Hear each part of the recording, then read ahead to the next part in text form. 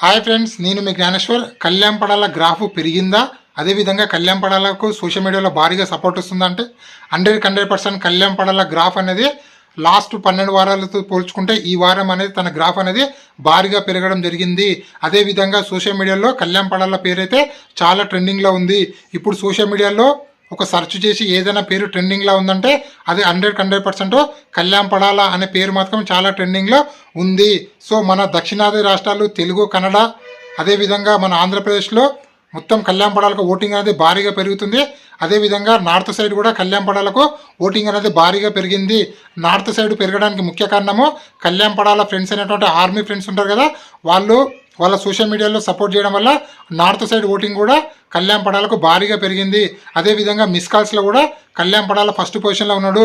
So unofficial voting ప్రకారం చూసుకుంటే Kalyan Padala voting అనేది 47%లో కొనసాగుతుంది.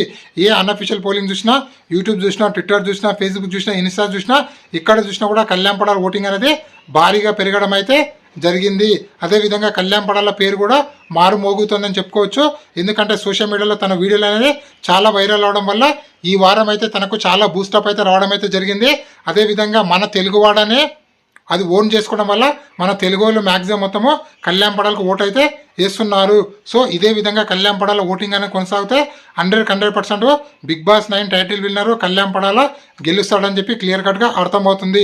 అదేవిధంగా హాట్స్టార్లో కూడా కళ్యాణ్ పడాల ఓటింగ్ అనేది 40%లో కొనసాగుతుంది.